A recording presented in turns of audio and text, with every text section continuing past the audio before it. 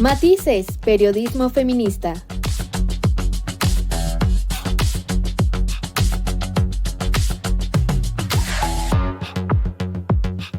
Con las mujeres en el centro de la narrativa.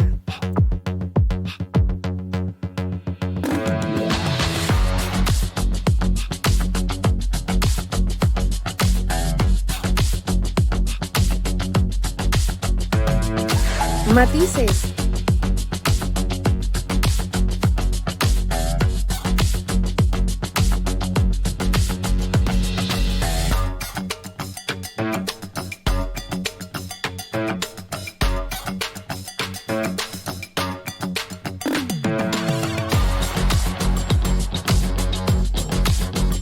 Matices. Hola, ¿qué tal? Me da muchísimo gusto saludarlas, darles la bienvenida a este espacio Matices, periodismo feminista. Muchísimas gracias a CIMAC Radio por hacer posible la transmisión de este programa. Y muchísimas gracias también por estar a ustedes conectadas como cada semana. Saludo con mucho gusto a mis compañeras, las chicas Matices, Joana de la Cruz y Alejandra Trujillo. ¿Cómo están? Hola chicas, auditorio, pues como siempre es un gusto estar compartiendo este espacio de reflexión, de análisis feminista y pues brindándole diferentes temas, diferentes situaciones para obviamente realizar este análisis, pero desde una perspectiva feminista. Espero que les agrade el programa. El día de hoy yo traigo el caso desafortunado de un profesor. Híjole, me cuesta trabajo decirle profesor. Un agresor, que aunque todo mundo diga, ¿verdad? Digo, todo mundo diga presunto agresor, pues obviamente con los videos y las evidencias que hay, pues ya no podemos decir posible, ¿no? Pero bueno, es una situación jurídica que pues obviamente hay que darle el beneficio de la presunta, lo que se me olvidó, no, que no sea culpable, ¿no?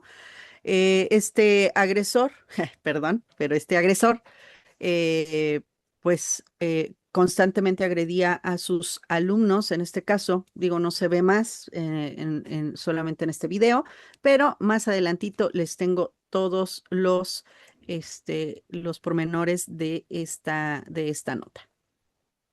Hola chicas, me da mucho gusto poder tener la oportunidad de encontrarme con ustedes una semana más, de escucharlas, de verlas. Y hoy vamos a tener la resolución de un caso de un alcalde que fue electo y que hoy está sentenciado a 6 años de prisión por abuso sexual en contra de un menor. Se logró la justicia y Carlos Chavira, que fue el alcalde electo del municipio de Coquimatlán, en Colima, va a permanecer 6 años en prisión, quizá poco tiempo, por haber abusado de este menor. Vamos a reflexionar sobre este tema y sobre todo entender qué fue lo que sucedió para que se llegara a esta resolución. Además, yo les voy a platicar sobre estos foros que se realizaron sobre el análisis de la Ley General de Feminicidio que está enviando la presidenta Claudia Sheinbaum para que se apruebe en el Senado de la República. Y también contaremos con una entrevista con Aletia Lozano Virrueta. Ella es flautista de la Orquesta Sinfónica de Minería, así que quédense con nosotras, tenemos muchas cosas, mucho material que compartir con todas ustedes. Matices. Pues como les comenté en un inicio, hace unos días se hicieron virales unos videos e imágenes de un profesor mordiendo, besando y haciendo diversas agresiones de tipo sexual con diferentes alumnos.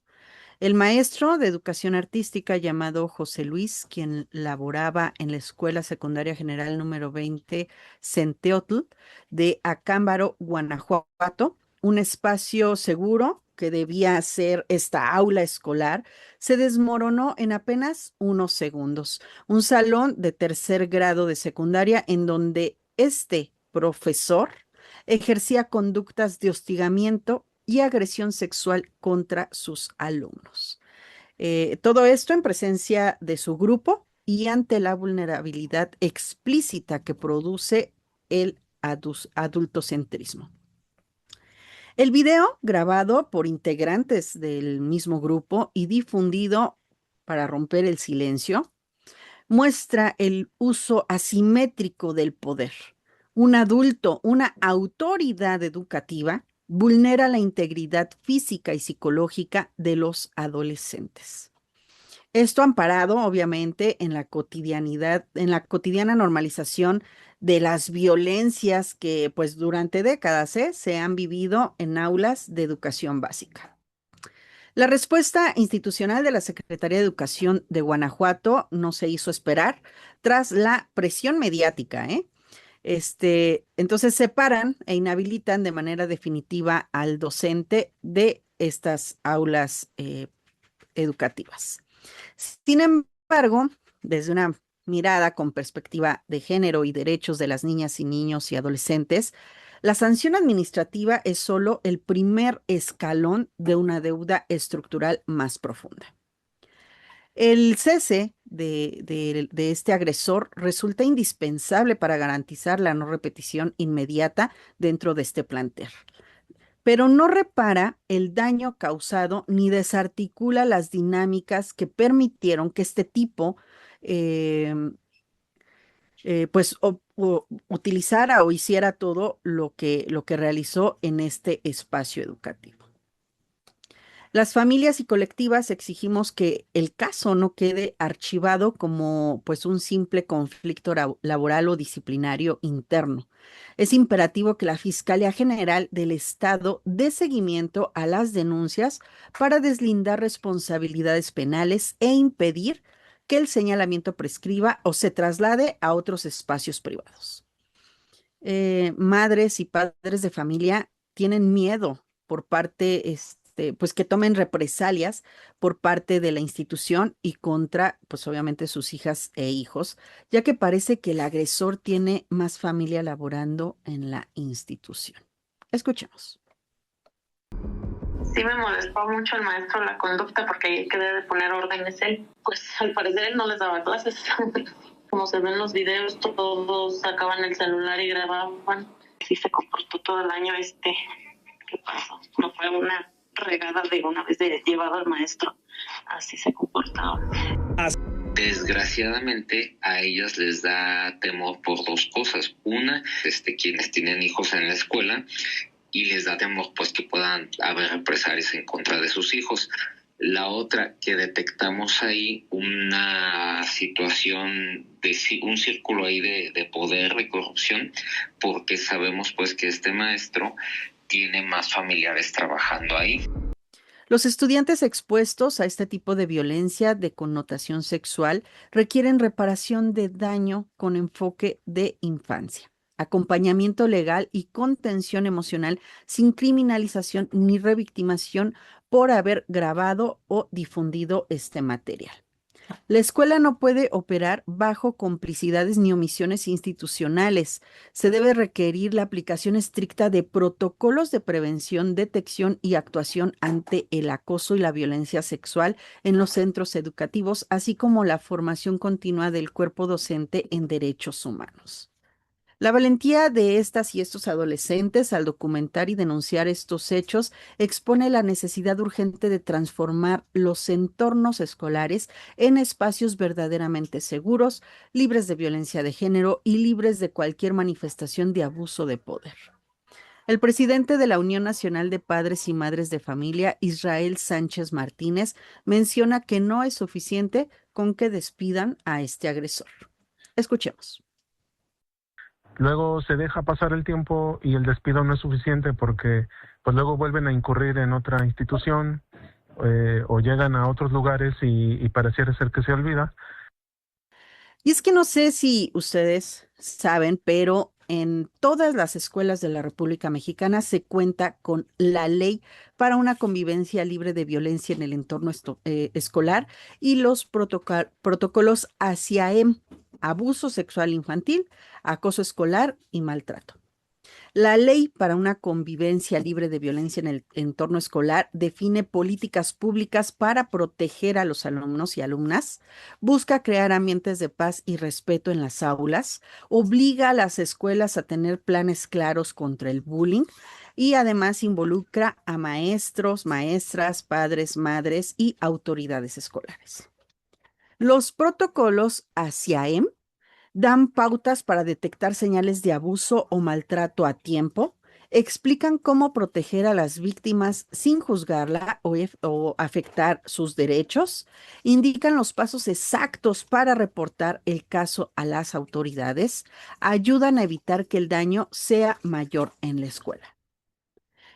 Esto que les acabo de mencionar se implementa en todo México.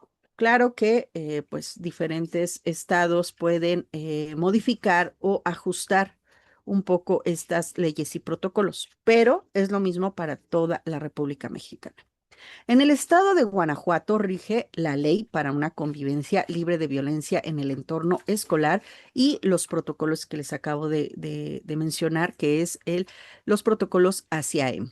Y el personal educativo está obligado por ley a seguir estos pasos ante una sospecha o reporte. La máxima prioridad del protocolo es salvaguardar a la integridad de la víctima, alejándola de la situación de riesgo de forma inmediata. Y si el agresor es personal de la escuela, como es en este caso un docente o que fuera un administrativo, el protocolo exige su separación inmediata y definitiva de las aulas mientras investiga, que fue lo que ya realizaron. Si fuera otro alumno, pues ahí se aplican medidas disciplinarias y de contención. En las actas oficiales únicamente se plasman las iniciales de los menores de edad para cuidar estrictamente sus datos personales. La escuela está obligada a reportar el caso a las autoridades competentes, como el DIF o la Fiscalía. No tienen permitido interrogar de manera invasiva a la víctima, ya que esa labor le corresponde únicamente a los peritos de la Fiscalía. El protocolo no termina con la denuncia, incluye obligatoriamente acompañamiento psicopedagógico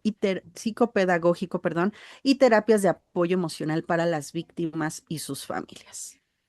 Con todo esto que les acabo de decir y mencionar, parece que las y los maestros de nuestro país desconocen estos protocolos.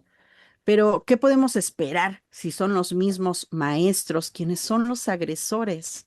Sabemos que son los que agreden a sus alumnas, las manipulan y ejercen este poder para violentarlas.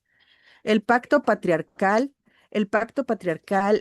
se mantiene en estos espacios en donde cuando se sabe que alguien anda acosando a sus alumnas, pues mejor se quedan callados o calladas y no levantan la voz. Inclusive culpan a las alumnas, ¿no? Como siempre.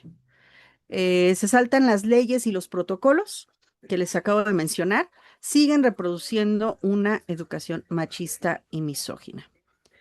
¿Qué es que profesor? Porque les digo que me causa mucho conflicto decirle profesor, pues porque para mí es un agresor totalmente. Nunca más debe estar a cargo de un grupo o en posición o lugar de poder en donde pueda agredir a más adolescentes. Les recuerdo que hay una ley constitucional, la Ley 3 de 3 contra la violencia, y que espero muy pronto se implemente en el ámbito educativo para que ningún agresor, violentador o deudor alimentario pueda tener un cargo de poder o estar frente a un grupo.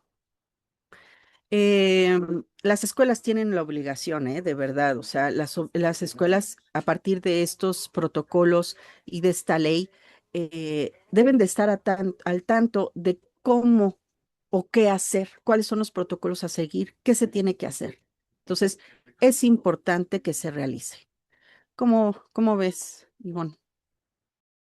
Primero, creo que es importante mencionar que cuando se informa sobre esto, se debe de tener mucho cuidado en el uso correcto de las palabras, porque lamentablemente sí, efectivamente hay un abuso excesivo por este afán de querer cuidar el debido proceso.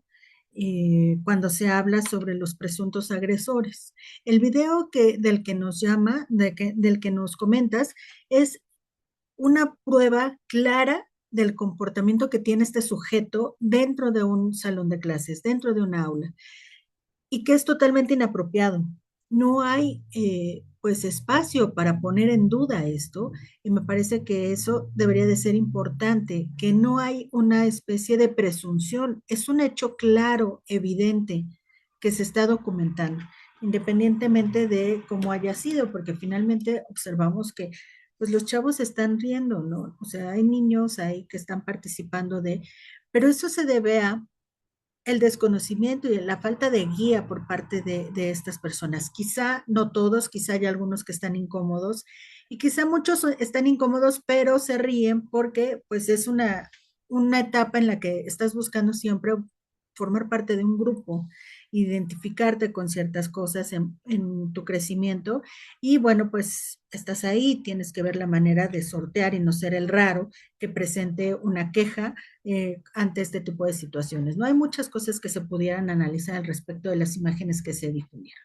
Y luego está todo este bagaje que bien nos comentas y que me parece importantísimo, que es no se parte de cero, o sea, hay un mecanismo ya creado que debería de seguirse para que se pueda llegar a la sanción adecuada, aun cuando esta persona tenga familiares o amigos o conocidos o lo que sea dentro del mismo sistema. Está haciendo una violación clara de los lineamientos establecidos, ¿no?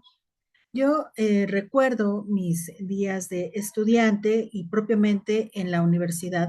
Había un profesor que te invitaba a fiestas y formaba parte de las reuniones, o sea, era un adulto estando con jóvenes, con adolescentes, ¿no? Se decían mil y un cosas del sujeto, que si le gustaban los chicos, o sea, varones, que si no sé qué, pero el chiste es de que realmente la crítica aquí va enfocada hacia estos presuntos adultos responsables, que en definitiva no sé qué tienen en la cabeza que pueden creer que deben de convivir de esta manera con los chicos y chicas, ¿no? O sea, ir a una fiesta, desarrollarse en este ambiente de una fiesta donde pues estás conociendo a otras chavos o chavas y el ambiente pues es como de un nivel de camaradería, obviamente que no tiene nada que ver con las clases.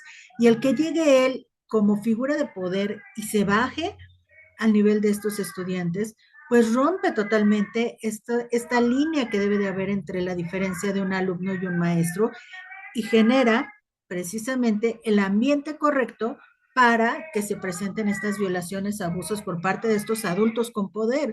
Entonces, debería de eliminarse todo esto y nosotros como padres responsables o tutores de menores, explicarles y hablarles constantemente de esto para que traten de tener las herramientas adecuadas para que si se van a enfrentar con esto, porque va a seguir, pues sepan cómo reaccionar, ¿no?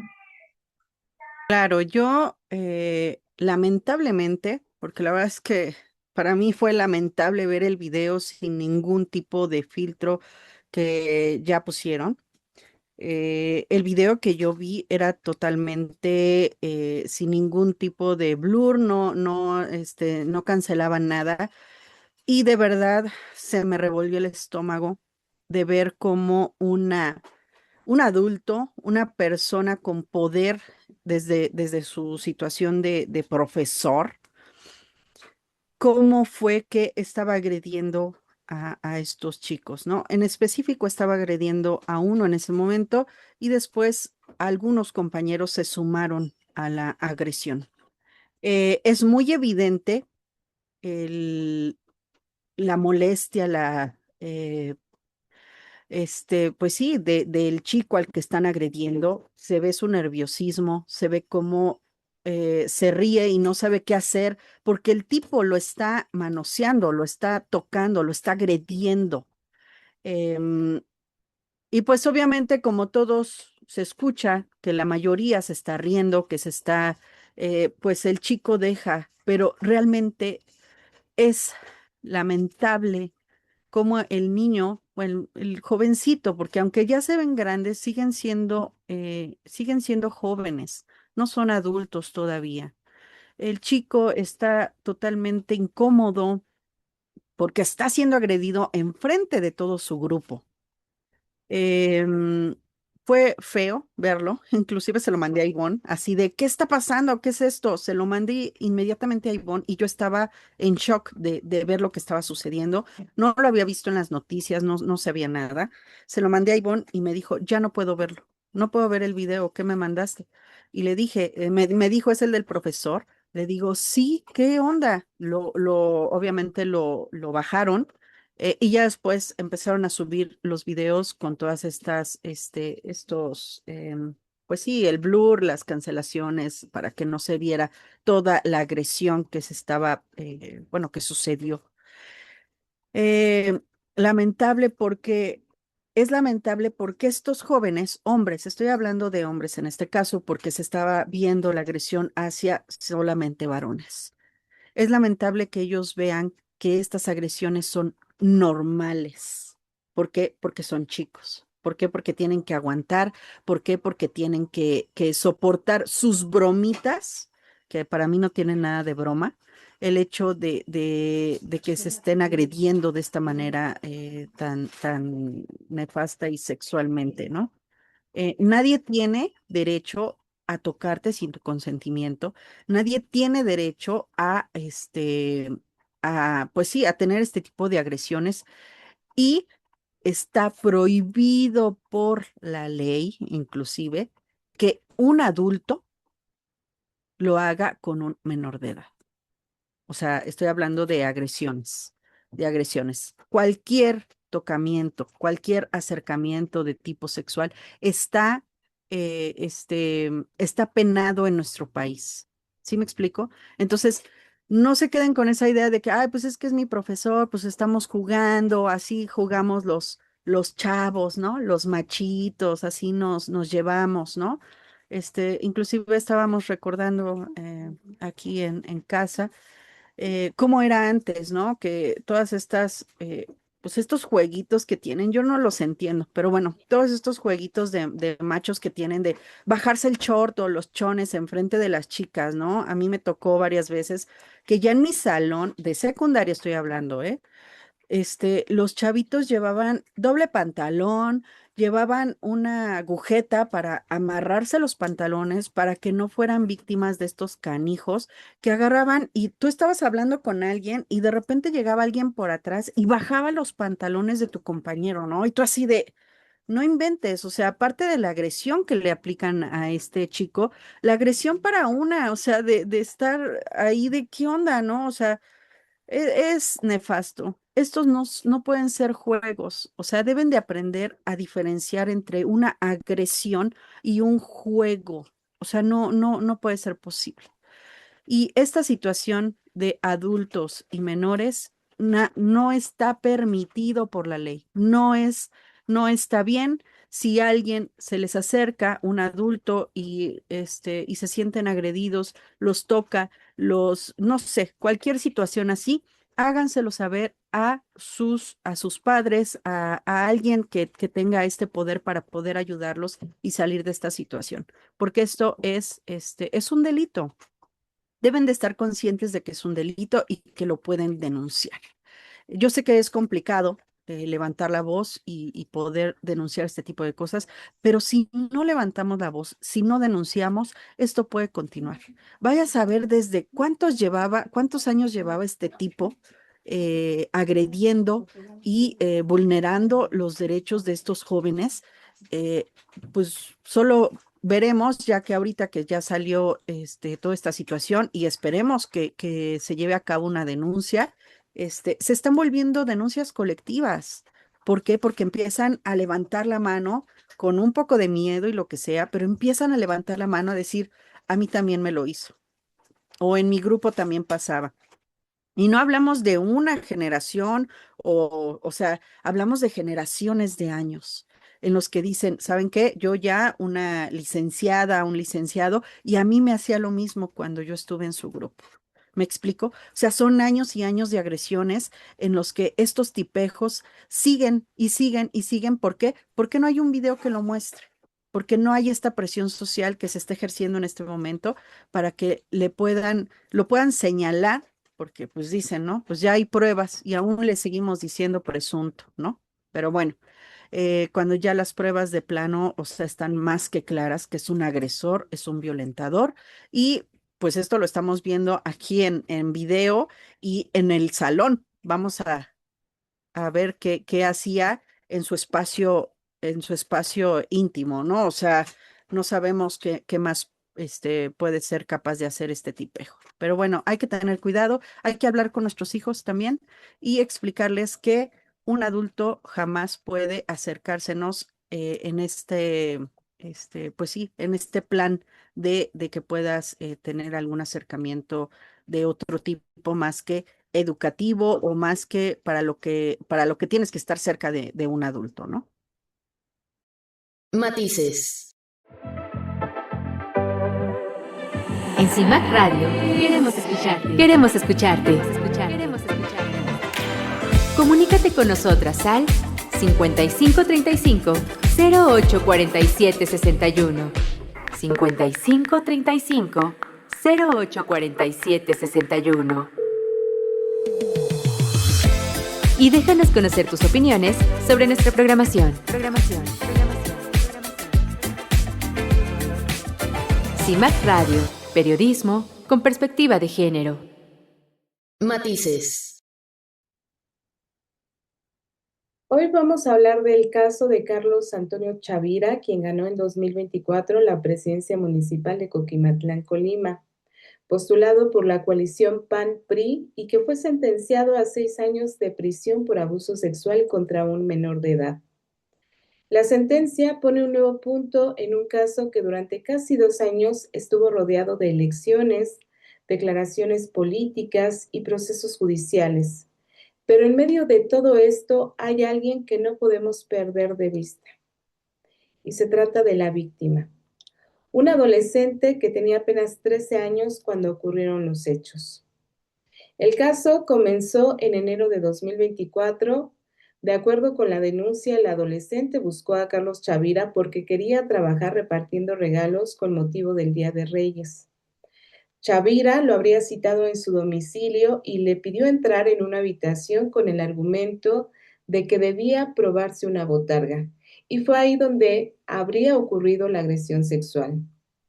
Meses después, el 26 de abril de 2024, la madre del adolescente acudió ante la Fiscalía de Colima y denunció lo sucedido.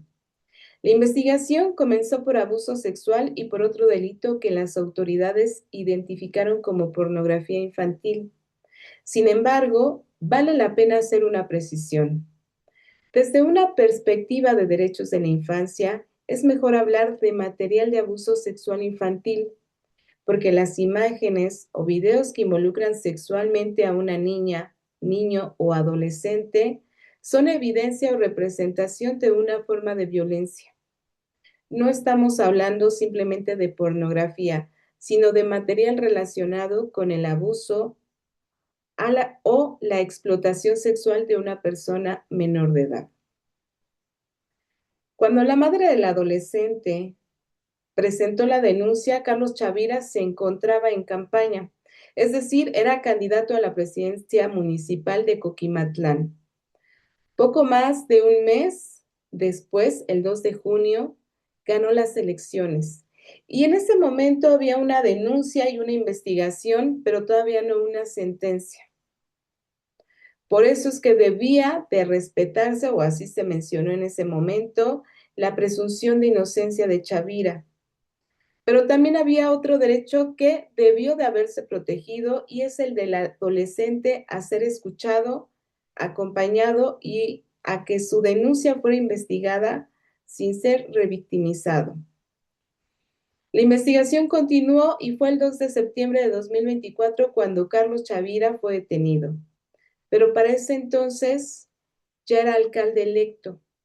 Su caso provocó una situación poco común, ya que desde prisión buscó la posibilidad de rendir protesta como presidente municipal y su defensa planteó diferentes alternativas e incluso solicitó que pudiera hacerlo desde el propio Cerezo. Finalmente, su suplente, Luis Gerardo García Olivares, asumió la presidencia municipal el 15 de octubre. Durante esos meses, buena parte de la atención pública estuvo puesta en lo que ocurría con el alcalde electo, si podría asumir el cargo, si saldría de prisión o quién gobernaría Coquimatlán. Mientras eso se discutía, cabe señalar que el adolescente esperaba que la justicia resolviera la denuncia que había presentado su familia. Es más, el caso llegó hasta la presidencia, ya que meses después ocurrió otro episodio que volvió a colocar el caso en la conversación pública. Durante una visita de la presidenta Claudia Sheinbaum a Colima, la madre de Carlos Chavira se acercó a ella y le entregó un documento relacionado con la situación de su hijo. El 11 de marzo de 2025, la gobernadora de Colima, Indira Vizcaíno, fue cuestionada sobre este encuentro.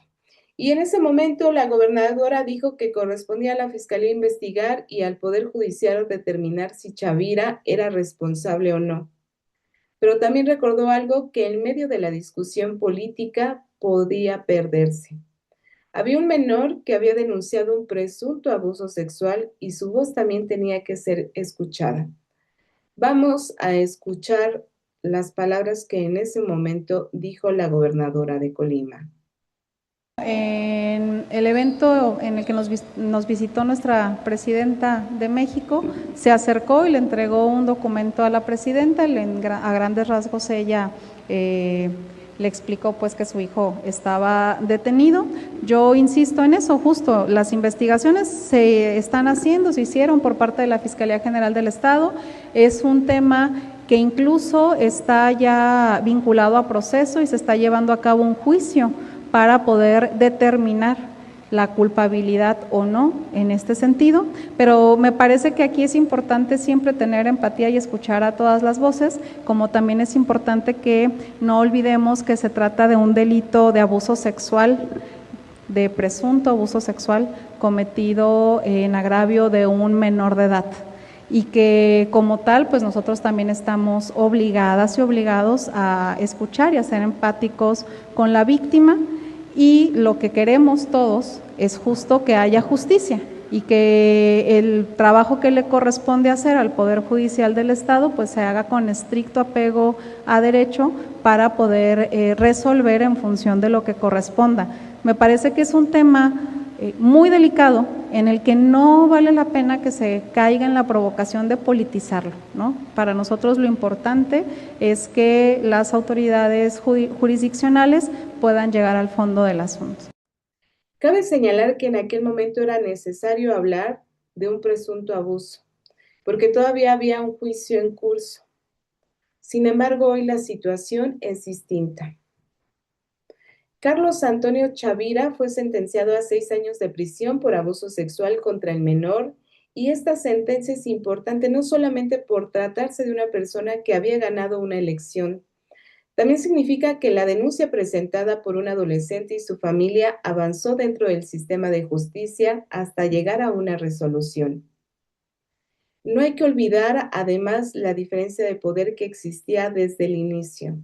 La víctima tenía 13 años y el acusado era un hombre adulto con presencia política en su comunidad. Y por eso, cuando hablamos de violencia sexual contra niñas, niños y adolescentes, debemos evitar preguntas como ¿por qué fue a ese lugar? ¿Por qué confió en esa persona? ¿Por qué aceptó la invitación? Son cuestionamientos que se estuvieron haciendo en este caso. ¿Y saben cuál es la razón? Porque era un menor de edad. Es decir, la responsabilidad de respetar los límites y proteger su integridad siempre correspondió al adulto. Durante casi 2 años escuchamos hablar de elecciones, de partidos políticos, de tribunales, del alcalde que no pudo asumir su cargo y de la familia que defendía su inocencia. Pero esta historia comenzó mucho antes de todo eso. Comenzó con un adolescente de 13 años que denunció haber sido víctima de abuso sexual. Por eso, esta sentencia no debería de contarse solamente como la historia de un político que terminó en prisión. También es la historia de una víctima cuya denuncia llegó hasta los tribunales y obtuvo una resolución. Y aquí hay algo importante. Defender la presunción de inocencia de una persona acusada y proteger los derechos de una víctima no son cosas opuestas.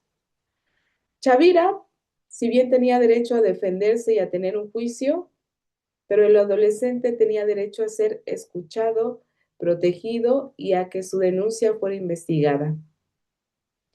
Y hoy existe una sentencia de 6 años de prisión. Y el caso deja una reflexión que va más allá de Carlos Chavira, de los partidos políticos o de una elección municipal. Y es que cuando una niña, niño o adolescente denuncia violencia sexual, la prioridad debe de ser escuchar, proteger e investigar. El poder político, económico o social de una persona nunca puede estar por encima del derecho de las infancias a vivir libres de violencia y a tener acceso a la justicia. Matices. En CIMAC Radio queremos escucharte. Queremos escucharte. Comunícate con nosotras al 5535 0847 61. 5535 0847 61. Y déjanos conocer tus opiniones sobre nuestra programación. CIMAC Radio, periodismo con perspectiva de género. Matices. El pasado 18 de agosto se dio una presentación en el Senado de la República para analizar, pues una mesa de análisis para analizar, profundizar en lo que se presentó como iniciativa para una ley general del feminicidio por parte del gobierno federal. Se presentaron 796 propuestas que les hicieron llegar a al Senado y propiamente a las comisiones encargadas del análisis. Nosotras, como parte de las constituyentes MX feministas, la colectiva a la que pertenecemos y de la fuerza política de las mujeres de todas MX, pues presentamos puntos, digamos, y principales, entre ellos, pues hacer una modificación al artículo 6, fracción octava, donde se dice que la definición de mujer es toda mujer se identifique como mujer, y nosotros lo que estamos diciendo es pues que hay una serie de violaciones y la propuesta es que quede como mujer persona del sexo femenino en cualquier edad. Se viola CEDAW, se viola Belém do Pará, se viola incluso pues un principio básico de no repetición al momento de que pues una definición no debe de contener el mismo nombre de la palabra o la misma palabra que se está tratando de definir, porque es totalmente absurdo y no genera ningún conocimiento. También presentamos una modificación al artículo 10, párrafo final, donde se dice que en el caso de que no se acredite el feminicidio, se aplicarán las reglas de homicidio. Y esto, pues, propicia que nuevamente se trate de que la mayoría de los casos de feminicidio se regresen al estatus de un homicidio, porque no se da una especie de regla de cuáles van a ser realmente los indicativos que te están diciendo, sí, ya que se pase al otro delito. Entonces, lo que decimos es que se cambie porque genera impunidad cuando se está poniendo dentro de la misma ley. Hablamos sobre el artículo 21, fracción sexta, donde dice que se debe de valorar la realización de un análisis de contexto de los casos. Y esto no puede ser así porque dejaríamos la responsabilidad del juzgador o la persona que esté analizando el caso de decidir si se analiza o no el contexto. En los casos de feminicidio, siempre el contexto es importante y todos los casos de feminicidio, por lo tanto, deben de tener un análisis de contexto en definitiva. También sobre la cuestión del trabajo sexual, que esta frase aparece en el artículo 17, fracción 14, y esto es algo muy grave que debe de quedar eliminado de la ley, porque en México no existe una sola ley que hable o que identifique el trabajo sexual. No hay un trabajo sexual como tal en México. Lo que hay es mujeres que están en un contexto de prostitución y que deben de considerarse como víctimas. Entonces, lo que pedimos precisamente también es que se haga esta modificación en el texto de la ley y quede como la víctima se encuentra en situación de prostitución o de explotación sexual. Y finalmente, un último movimiento que queremos que se haga es lo que tiene que ver con el transitorio 12º, que destaca que no va a haber presupuesto para esta ley, y lo que decimos es que una ley sin presupuesto es solo una declaración y la debida diligencia tiene que acompañarse precisamente de la implementación de recursos o simplemente se queda en demagogia. Son básicamente las propuestas que estamos lanzando, pero hay muchísimas más que se pueden hacer porque en realidad, aunque no dicen quién hizo o quién realizó la propuesta de esta ley en general, sabemos que pues hay una especie de sesgo implementado desde el gobierno que no ha tomado en cuenta realmente las peticiones de las activistas que son las que están metidas de lleno en este proceso. Así es, la realidad es que esta ley, en vez de que fuera como que una alegría o bueno, no alegría, no lo podemos nombrar como alegría porque pues obviamente el feminicidio es la peor violencia que puede sufrir una mujer por parte de estos misóginos agresores. Em, pero al ver que había cierto interés por parte del gobierno para crear un protocolo pues sí, de este tamaño, la verdad es que estábamos muy, pues, emocionadas, pero hay que ir revisando poco a poco. Se desmenuza y pues se ven todas estas inconsistencias que pues evidentemente no fueron revisadas por una feminista, ¿no? Es la realidad. Desde este marco jurídico en el que quieren eliminar la palabra mujer en todas las leyes, pues ya este borrado jurídico es lamentable lo que está sucediendo. ¿Por qué? Pues, entonces, ¿para qué hay una ley contra el feminicidio? Sí, pues ya cualquier hombre o mujer, si es asesinada, pues entonces vamos a ver si entra o no entra en el feminicidio. O sea, es una sarta de tonterías que de verdad ya es absurdo, ¿no? El hecho de que quieran manejar, que ahora ya todas las leyes son para todas y todos, ¿cuál? Mangos, que si así antes estaba y no era algo, que nos beneficiara a nosotras, ¿no?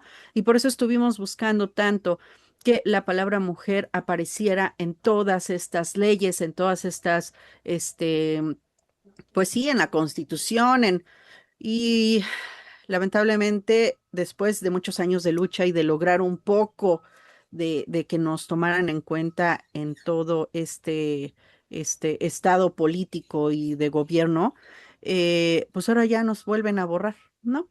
Después de tantos años de lucha, de tantos años de estar ahí, este, pues sí, buscando que se reconocieran nuestros derechos como mujeres, pues simplemente ya ahora con que, pues es que todas y todos somos personas ya, ¿no? Y entonces ahora regresamos a lo mismo, ¿no?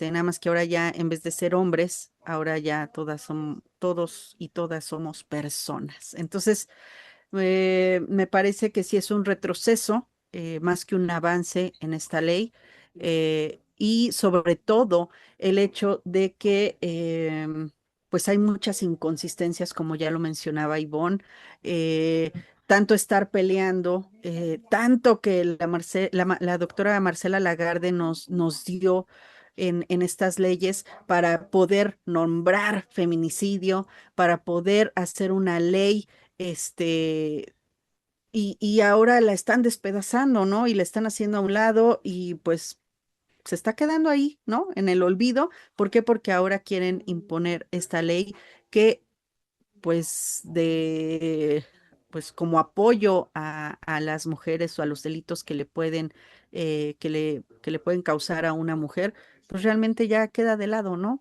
Porque entonces ahora pues, se les va a hacer más fácil decir, no, no queda en feminicidio, entonces ya todos son homicidios. Lo que hicieron por tantos años, ¿no? Por tantos años, el hecho de ver que había como que un poco de pruebas de que se había suicidado, pues se suicidó sin hacer realmente una investigación. Es como lo que sucedió en el caso de Mariana Lima, en donde su pareja, que era policía, le hizo todo pues sí, movió pruebas y demás para que se creyera que ella se había suicidado, ¿no? Cuando la realidad fue que él la asesina y después arregla todo el cuarto, todas las pruebas para que pareciera que ella se había suicidado. Y fue así hasta que entra su mamá y dice, no, no, no, no, no, a ver, y pues nos ayuda desde ese momento a crear, Irinea Buendía, esta pues ley, Mariana Lima, en donde se especifica que toda muerte violenta de una mujer debe de ser primera tratada como feminicidio y pues ya después de indagar y demás, ¿no? Entonces, no podemos dejar de lado todos estos avances que ya se tenían en nuestras leyes mexicanas, que pues obviamente apoyaban y ayudaban todo este sistema pues que lamentablemente el machismo y la misoginia nos tenía pues totalmente amarradas de manos y de pies para poder pues que se les diera penas más fuertes y más severas a estos feminicidas. Entonces, pues bueno, un llamado ahí a las autoridades para que tomen nota de todas estas, pues sí, de todas estas irrelevancias, no irrelevancias, de todos estos puntos que nos hicieron pues mucho ruido en esta ley y que lo tomen en cuenta para poder modificarla y pues obviamente que se acerquen a estas colectivas para que vean realmente lo que estamos pidiendo, lo que estamos solicitando para que pues no caigamos nuevamente en todos estos errores legislativos que están dañando todos estos avances que habíamos tenido como feministas. Matices. ¿Cómo están? Oigan, pues fíjense que hoy está en entrevista con nosotros Aletia Lozano Virrueta. Ella es flautista principal de la Orquesta Sinfónica de Minería y nos va a hablar de la temporada de verano. ¿Cómo estás, Aletia? Hola, muy buen día, todo muy bien por acá, gracias. Qué bueno, Aletia. Oye, cuéntanos, ya estuviste participando en la orquesta, vas a seguir participando más adelante. ¿Cuál es ahorita lo que vas a hacer? Pues primero comentarles que estamos a la mitad de la temporada de la Sinfónica de Minería y lo que esto significa es que todavía nos queda todo el mes de agosto de conciertos.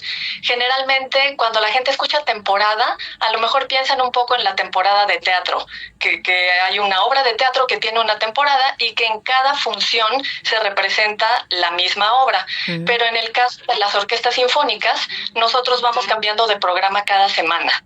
Es decir, que todavía nos quedan 5 programas distintos cada fin de semana, así que nos pueden acompañar cuando quieran y hasta 5 veces, porque todavía falta para que se termine nuestra temporada. Oye, creo que hay una función de gala, ¿no? Que es como para terminar justo la temporada. Sí, generalmente tenemos una temporada de 8 semanas y la 9ª semana es una gala, que es así como el cierre de temporada en el que se elige una obra monumental, que en este caso va a ser la Misa Solemne de Beethoven, que es una obra que tiene orquesta, tiene solistas, tiene coro y por eso es como que una obra especial para nuestro cierre de temporada. Oh. Ok, perfecto. Oye, Letia, y cuéntanos un poco acerca de ti. Eres la flautista principal. ¿En qué consiste? Eh, las orquestas sinfónicas están divididas en familias de instrumentos. Están las cuerdas, los alientos, las percusiones, y dentro de los alientos hay una distinción entre los alientos metal y los alientos madera. Y entre los alientos madera hay diferentes secciones: las flautas, los oboes, los clarinetes y los fagotes. Y cada sección tiene su principal, y es la persona a la que le corresponde tocar los solos de la sección y, digamos, que organizar al resto de la sección. Mi función dentro de la sección de maderas es escuchar a los otros principales de maderas para estar muy junto con ellos, para afinarme con ellos, y la labor del resto de mi sección, la segunda flauta y el pícolo, es como que seguirme a mí y afinarse conmigo para estar todos en sincronía. Ok, o sea, tú sigues al director de la orquesta y los demás te siguen a ti. Sí, en realidad todos nos seguimos a todos, pero digamos que mi responsabilidad es estar con los otros principales de alientos, con el director o con la sección que estemos tocando en ese momento, y el resto de la sección se apoya en el principal para esa información de dónde estamos, cómo nos afinamos y así. Oh, ok, claro, wow. Qué interesante. Oye, Letia, y no sé, algo de lo que vamos a escuchar en estas últimas semanas de la temporada de verano. Todavía tenemos programas fascinantes. Este fin de semana tenemos el concierto para violín de Beethoven con uno de los violinistas más espectaculares del mundo, que se llama Agustín Hadelich. Él viene cada año a tocar con la Sinfónica de Minería, y en esta ocasión viene a tocar el concierto de Beethoven, que es uno de los conciertos referenciales para el violín, y es un espectáculo presenciarlo haciendo música. La otra obra que tenemos del programa es la Cuarta Sinfonía de Mahler.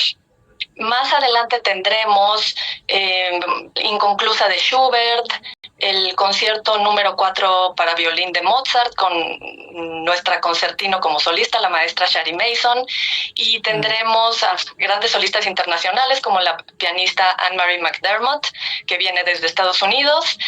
Tendremos también obras de compositoras mexicanas como Alejandra Odgers. Cerramos con la Misa Solemne de Beethoven.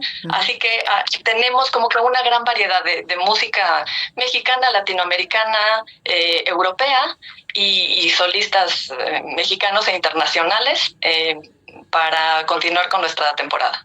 Ok, perfecto. Los boletos los encuentran en Filarmónica UNAM, ¿no?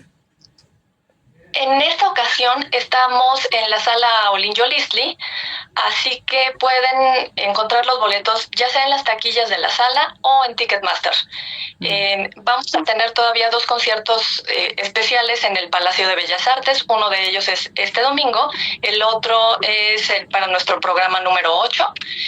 Esos 2 programas son en Bellas Artes, el resto de la temporada ocurre en el Centro Cultural Olin Yolistli. Y los boletos, si van a la taquilla, pues se ahorran el cargo de la boletería, pero se pueden conseguir en línea. Ok, perfecto. Aletia, si la gente quiere conocer más acerca de ti, ¿tienes redes sociales? Sí, Aletia Lozano en Instagram, en Facebook y en Twitter. Ok, perfecto. Aletia Lozano Virrueta, flautista principal de la Orquesta Sinfónica de Minería. Muchísimas gracias por haber colaborado con nosotras y que siga el éxito. Muchas gracias, espero que nos acompañen. Seguramente, muchas gracias. Matices.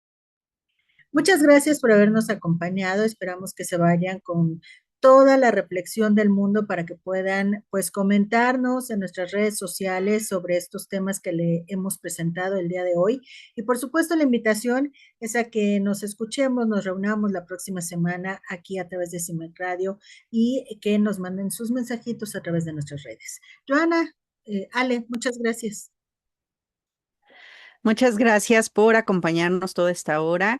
Espero de igual manera que pues analicemos todas estas situaciones que les presentamos y sobre todo hablar con nuestras hijas, nuestros hijos, estos chicos y chicas que tenemos alrededor, que podemos darles un poco de guía en un mundo en el que cada vez la tecnología nos está sobrepasando y pues bueno, tener un poco más de comunicación con ellos y con ellas, ya que son las que como que apenas van ahí agarrando la onda de qué es bueno, qué es malo, cómo actuar en diferentes situaciones. Entonces, no los dejemos de lado, hay que estar más comunicados.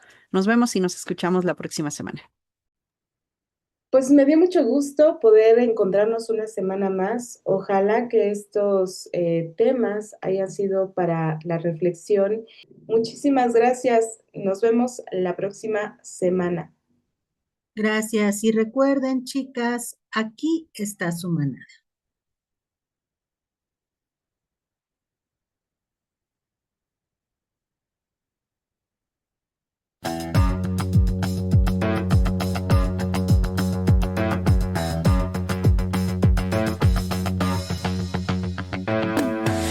Matices, periodismo feminista.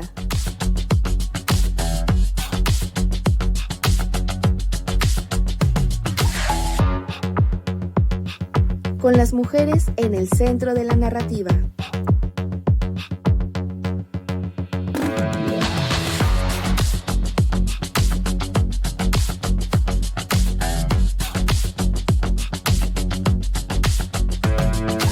Matices.